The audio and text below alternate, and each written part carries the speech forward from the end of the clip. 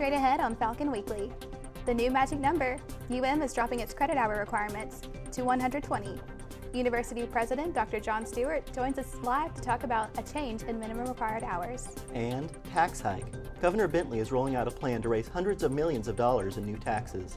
Find out how he says the money can be raised. Plus, spring is on its way.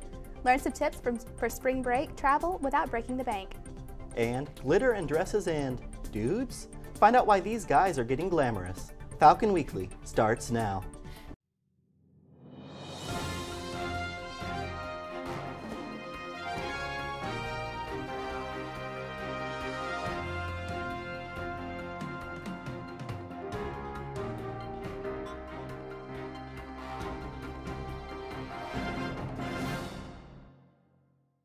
Hello, and welcome to Falcon Weekly. I'm Jacob Bobst.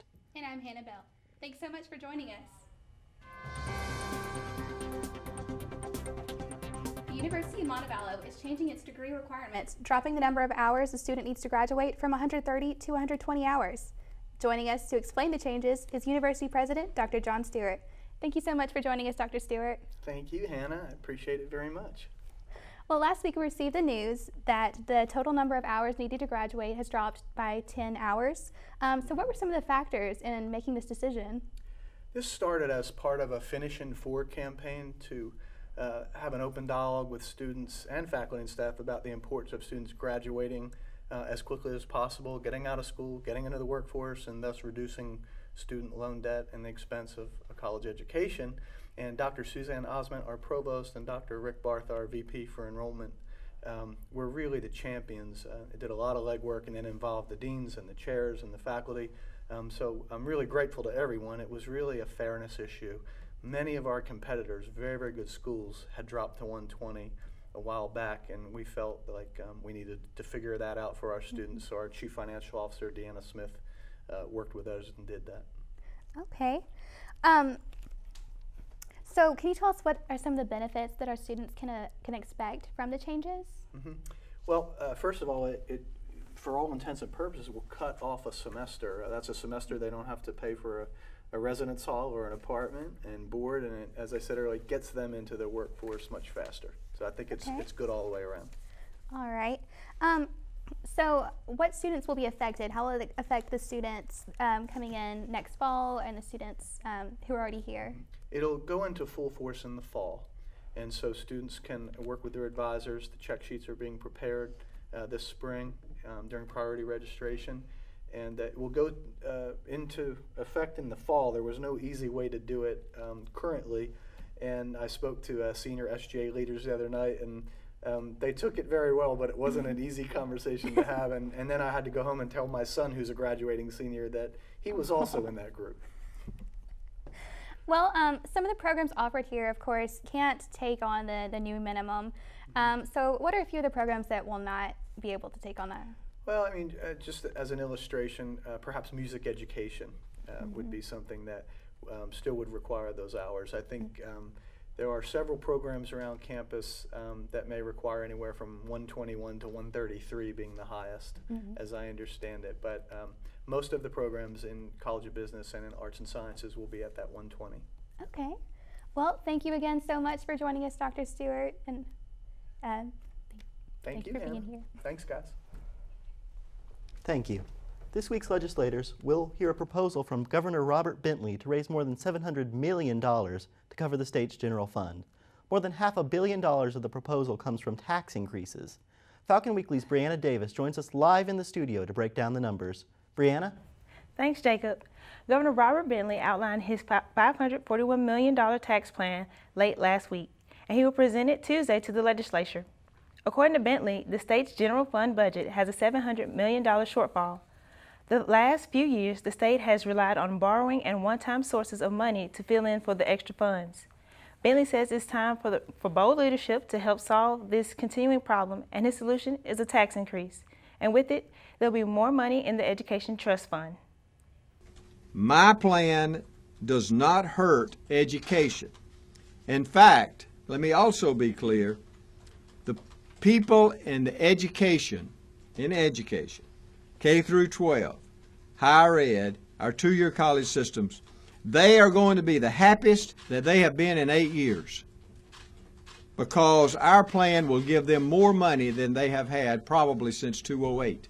The money will come from increasing the automobile sales tax, generating an estimated $200 million, and a hike in the tobacco tax should raise another $205 million. The rest of the money will come from corporate income tax, financial institution excise tax, insurance premium tax, public utilities license tax, individual income tax, and automobile rental tax.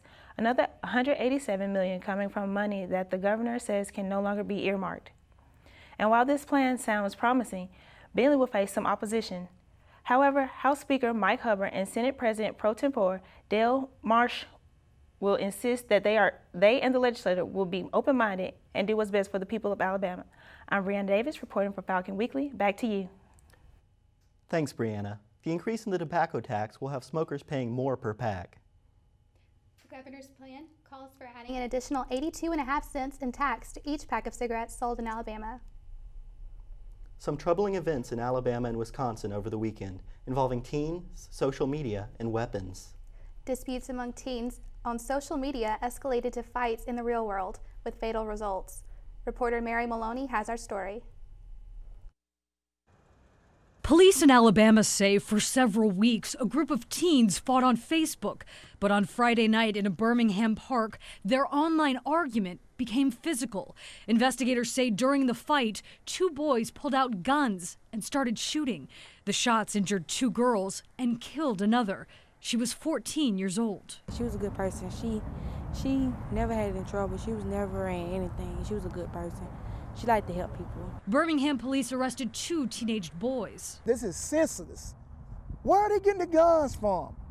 Where are they learning to be so violent at a young age? Also on Friday across the country in Wausau, Wisconsin, police say 10 students got into a fight on social media. Police say one group then drove to a house, got out of the car, and started shooting a BB gun at another group on a porch. The fight escalated. One boy was stabbed in the back twice and died. He was 13 years old. It surprises me that, 13, 14, and 15-year-old kids would, be carrying a BB gun and be carrying knives and, want to harm each other. Police in both cities say the fatal fights started on Facebook. People knew that this was going to take place and that some individuals were looking to fight. And if we would have been notified of that ahead of time, we may have been able to prevent this. I'm Mary Maloney, reporting. Facebook says keeping you and your online friends safe is its most important responsibility. So, the social media site is launching new tools that will virtually reach out to users who might feel suicidal or depressed. Friends will soon be able to flag a post that suggests severe depression or suicide. Facebook staffers will then review the reported post to take action to reach out through the National Suicide Prevention Lifeline. A person in distress might get tips and advice for dealing with their feelings and be encouraged to reach out for help. Facebook says this new feature will be available in a few months. If you or someone you know suffers from depression or any other type of life obstacle, Montevallo offers free counseling service to all students. To schedule an appointment, call 665-6245 or go to the counseling center at the lower end of the main hall, behind the CAF.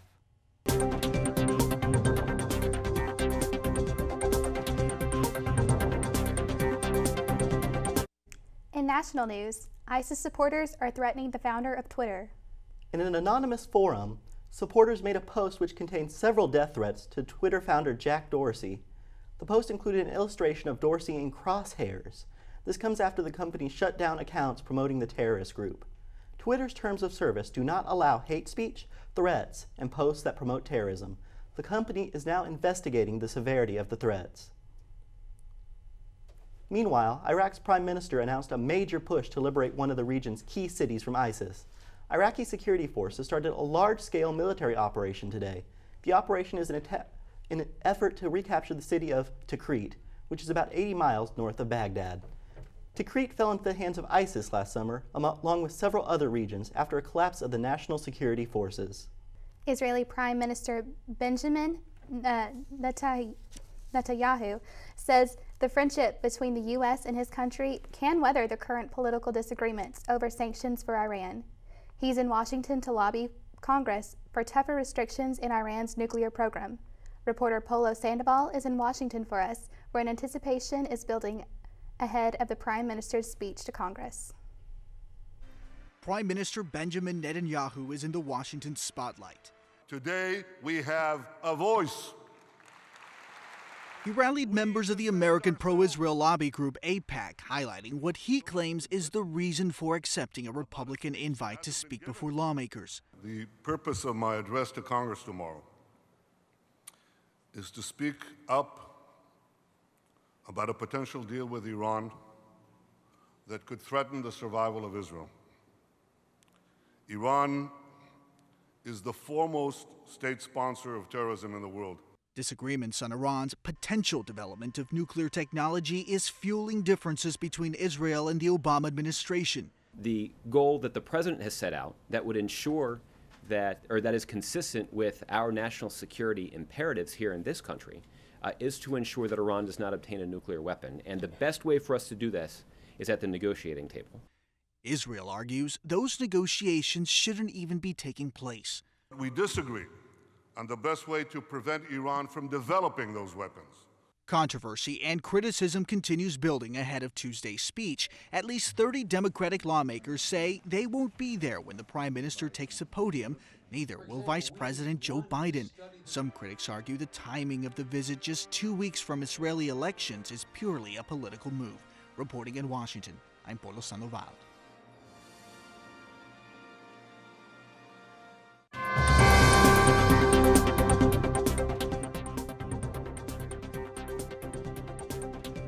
In consumer news, Hyundai is recalling one of its popular cars. The car maker is recalling more than 200,000 of its Elantra due to a power steering defect. That's according to the National Highway Traffic Safety Administration. The recall affects Elantra sedans produced between 2008 and 2010, as well as Elantra hatchbacks from 2009 and 2010. Hyundai says about 3% of these vehicles have the issue. Spring break is around the corner and everyone is heading toward their favorite vacation spot. Traveling this year may be cheaper. Karen Kaifa has the story. In the midst of a long winter, spring break probably can't come fast enough for many parts of the country. First, the good news for travelers. Data from Expedia finds airfares to most top spring break destinations mostly on par with or even lower than last year. That includes a 10% drop in fares to Las Vegas and lower fares to Florida airports, including Miami, Fort Lauderdale, and Tampa.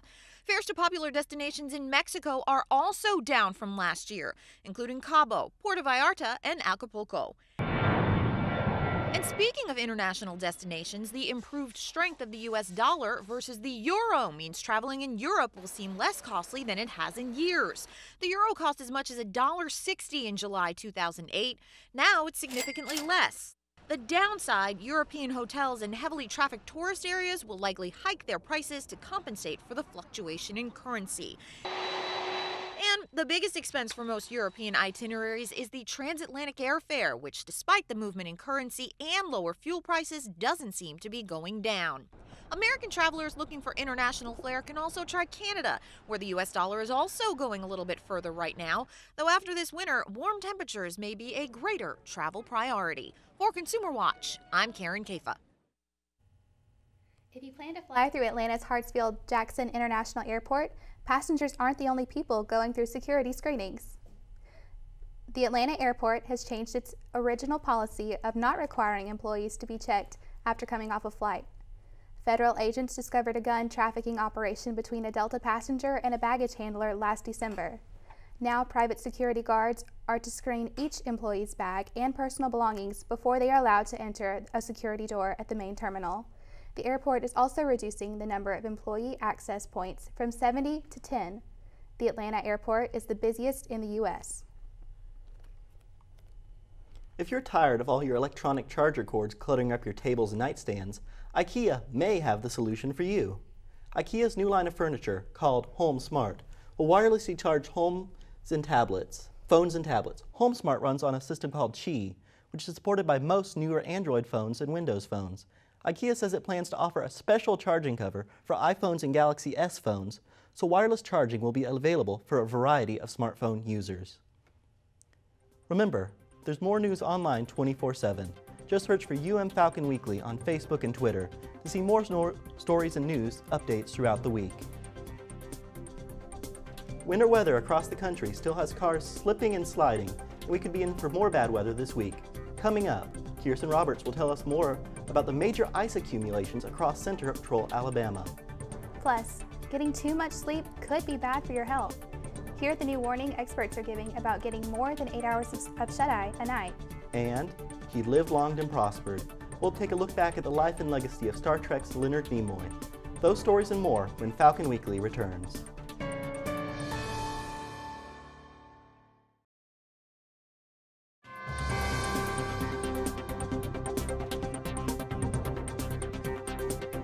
Welcome back.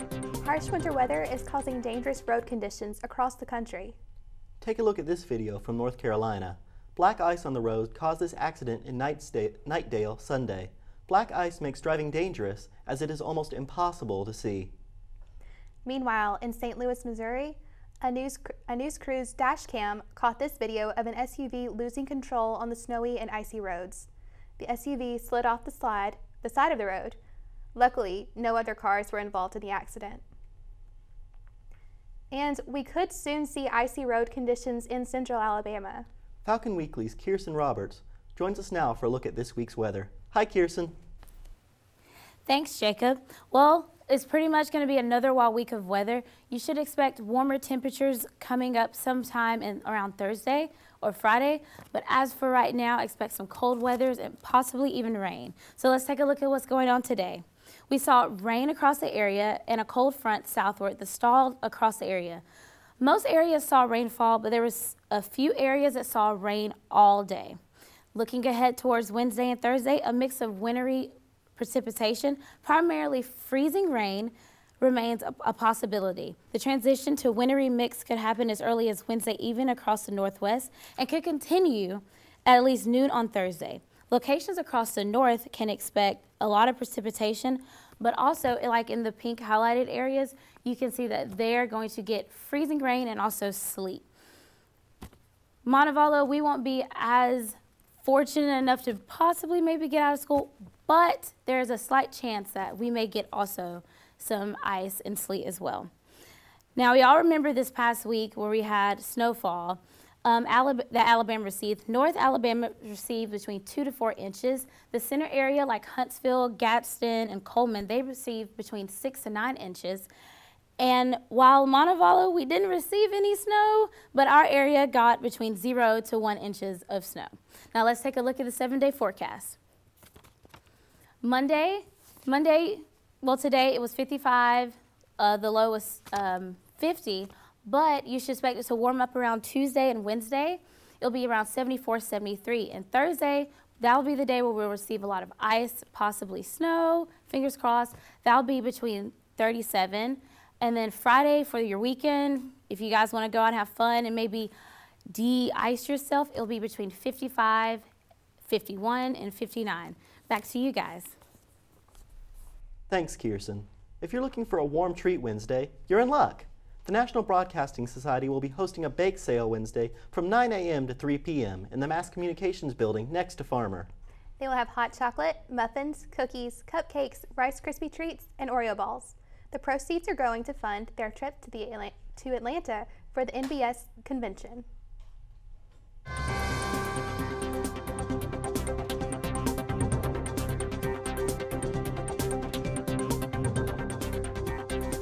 In this week's health headlines, you often hear about the risks of getting too little sleep. But now researchers at the University of Cambridge say that too much sleep could possibly lead to stroke. They found that people who sleep more than 8 hours a day have an increased risk of stroke. They found that those who reported getting lots of sleep had double the risk than those getting 6 to 8 hours a night. Researchers say it's unclear why the link between the sleep and stroke exists, but they say the association between longer sleep and high risk of stroke was independent of normal risk factors for cardiovascular disease. It's estimated that 8 million out of 29 million Americans living with diabetes are undiagnosed, but that could change with a visit to your dentist. A recent study in the American Journal of Public Health shows that dentists can use the blood from your mouth to test for diabetes. The amount of blood is about the same received from your finger being pricked. Every year, more Americans visit the dentist than going in for a checkup, so that could be a more efficient way of diagnosing the disease. What happens in Vegas may not apparently stay in Vegas. 4 cases of the measles have been linked to a restaurant there, where health officials believe a mini outbreak has started. They believe a customer and 2 workers at Emeril's New Orleans Fish House contracted the measles from a contagious employee. They also think that they got the measles from an infant who is too young to receive immunizations. The restaurant says it is providing immunizations to all of its employees who they believe might be at risk. Measles is a highly contagious airborne virus. The Dallas nurse who contracted Ebola while treating the nation's first patient with the virus will sue the hospital. Nina Pham says Texas Health Presbyterian failed to provide adequate protection for her and her co-workers. She also says the hospital failed to train employees to treat Ebola patients. The 26-year-old says she still suffers from nightmares, body aches, and insomnia. Details of the lawsuit have not been disclosed.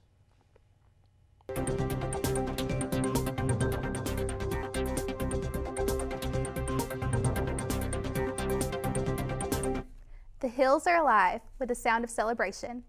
Rodgers and Hammerstein's classic musical, The Sound of Music, premiered 50 years ago today. The film portraying the story of the Von Trapp family stars Julie Andrews and Christopher Plummer. The touching true story has inspired many renditions, including a Broadway production and a live TV performance that premiered in 2013.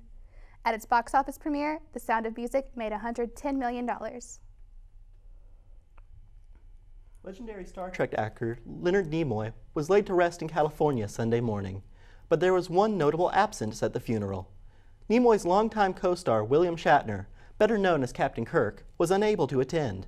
Shatner was in Florida at a charity event and says he couldn't fly back in time. Shatner came under fire on social media from people saying he shouldn't miss Nimoy's funeral. However, countless Trekkies came to Shatner's defense, telling him that Nimoy would have wanted him to honor his commitment to the fundraiser. Shatner arrived back in LA just hours after Nimoy's funeral. Leonard Nimoy died Friday at the age of 83 after suffering from chronic obstructive pulmonary disease, also known as COPD. Although best known for his role as Star Trek's pointy-eared Mr. Spock, Nimoy also worked on many other TV and film projects. He was also an accomplished photographer. Reporter Jason Carroll looks back at Nimoy's impressive career. That is quite logical, Captain. Leonard Nimoy was and will always be remembered as Spock, the half-human, half-Vulcan he portrayed for more than 4 decades on the big screen and the small screen, where his character debuted in the original Star Trek series September 8, 1966. That may be correct, Captain. Spock's life on board the Starship Enterprise took him to many worlds. In reality, Nimoy's love for acting began right here on Earth in his hometown. I started acting when I was a little boy, about 8 years old, in neighborhood settlement houses in Boston, and kind of grew up into it. Live long and prosper. As beloved as Spock is with his audiences, in his early career, Nimoy played a lot of characters audiences loved to hate. I had done a lot, yeah. I pushed a lot of people around and got my comeuppance in the end of the show. The banks have a built-in radar for box office. They can smell a winner. Nimoy's big break came when a producer took notice of the young actor in an episode of the 60s Marine Corps drama, The Lieutenant. That producer, Gene Roddenberry, who, like the cast, saw something special in Nimoy's Spock. He invented that character. They had made an earlier pilot in which nobody had grasped the edges of the character. With his imagination and his innovation, his creativity, made that character, one interestingly, humanized and so rivetingly intriguing. He knows, Doctor. Despite all the Star Trek spin-offs, a dozen movies, 5 series, countless conventions, all scanning stations manned. The first Star Trek series lasted only 3 seasons, 79 episodes. My favorite episode was called Amok Time. In that episode, we heard the words "live long and prosper" for the first time, and we saw Spock do this for the first time. One of our classic arts. Nimoy went on to star in a number of TV shows following the series. He also pursued other passions, photography and poetry, publishing a book in 1977. The answer has been here. In the 90s, Spock appeared in Star Trek The Next Generation. Father, And when J.J. Abrams rebooted the movies in 2009, again in 2013, the original Spock was there too. 35 years ago, I met the Enterprise for the first time. NASA's shuttle Enterprise, named after the starship, and when it retired in 2012, Nimoy was there to talk about it. Tell us about what you're feeling today. It feels like a reunion. In Nimoy's later years, he spoke about the dangers of smoking after being diagnosed with a lung disease. I quit a long time ago. Why is this happening to me? But it's a lesson that I had to learn. His character Spock may have prided himself on being emotionless, but in the end, that could not be further from who the man was to his family and friends. And always shall be your friend. First and foremost is a long and deep friendship, love that I have for Leonard. He is in essence the brother I never had. And you turned around and went, Live long and prosper. That was Jason Carroll reporting. Nimoy's family is asking that fans make a contribution to one of his favorite charities rather than sending flowers. We've placed the list of charities on our Facebook page. Walking Dead fans could soon own an iconic piece of the hit cable series, if they have deep pockets. Grantville, Georgia, the town where several episodes of the show were filmed, is up for sale on eBay. The asking price is $680,000, and that includes 9 downtown buildings. Since the original premiere of the show in 2010, Grantville became an attractive tourist destination. Beauty pageants are known for their glitz, their glamour, and the guys. A recent event had male students dressing in drag and strutting their stuff on the stage, all for a good cause. Take a look. The Alpha Gamma Delta sorority hosted its annual He's a Lady Womanless pageant on February 26th. Members of the Greek community gathered in Palmer to see the male contestants get in touch with their feminine side. They'll have a beauty portion, a talent portion, and an interview. The Alpha Gams asked members of the Montevallo faculty to judge the competition. They just pick whoever best represents He's a Lady. The competition began with the contestants strutting the catwalk in formal dress. Next, the ladies answered 2 questions. How do you unwind after a stressful day? One serious. If you could name your own lipstick, what would it be? My lipstick. And one silly question. Have a class and say Alpha Gam. The final stage of the competition, the talent portion, had the audience laughing, clapping, and singing along. While the judges made their final decisions, last year's He's a Lady winner, Kevin Britt, performed a unique song on his ukulele.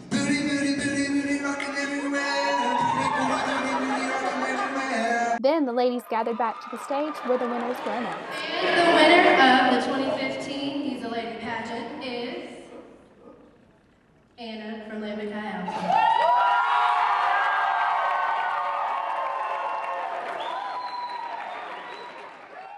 This year's winner, Marcos Cruz, says he was honored to represent his Lambda Chi Alpha brothers in the philanthropy event.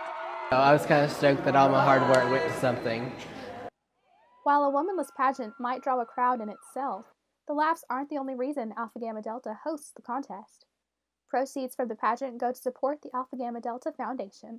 It donates money to diabetes camps, which actually helps sponsor children with type 1 diabetes go to a camp and actually learn how to deal with their disease. And with the money going to a good cause, that makes all the contestants feel pretty special. Coming up, a UM men's basketball player gets a major honor. And the tennis team has a strong showing. Connor Busey joins us next with sports.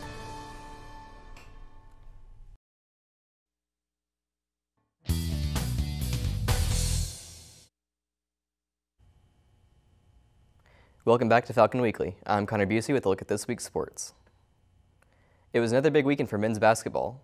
The men's basketball team were awarded the regular season conference championship trophy before playing their quarterfinal matchup Saturday against the USC Aiken Packers in the Peach Belt Conference Tournament. The Falcons showed Aiken how it earned that PBC title, defeating the Pacers 66-53. Senior Teran Brown was named PBC Player of the Week last Thursday, as he led the charge for the men's basketball team, which captured the PBC regular season championship in the top seed in the West Division. Brown averaged 25.7 points, 7.7 assists, and 5 rebounds per game in 3 games while shooting 50% from the field. Congrats, Turan. Meanwhile, the women's basketball team ended its season with a 67-44 loss to guest Young Harris College in its final Peach Belt Conference last Wednesday. Turning now to softball. After starting its conference slate with 2 losses, the UM softball team evened up its record with 2 Peach Belt Conference victories Sunday afternoon. The Falcons defeated Francis Marion University Patriots in both games of the doubleheader, 7-0 and 12-3. The Falcons will hit the road on March 4th to face the West Alabama Tigers. The Falcons baseball team walked away with a 6-5 against visiting GRU Augusta. The Falcons will return to action March 3rd with a doubleheader against Tuskegee University at Kermit A. Johnson Field. Now to tennis. UM women's team swept all 6 singles matches and 3 doubles matches in a 9-0 win over Oglethorpe University in a non-conference match February 28th.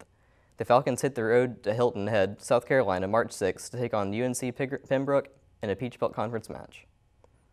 Finally, this week, Saturday, UM's track and field teams competed in the Cougar Invitational hosted by Columbus State University. The UM women's and track team finished 4th in an 8-team field. The men's finished 6th out of 7 teams. Both teams return to action March 7th at the UAH Invitational in Huntsville. And that's a look at this week's sports. Thanks, Connor. Finally this week, thinking about God may make you more likely to take a big risk. Researchers found people who were reminded of God were more willing to engage in various risky behaviors like skydiving and gambling.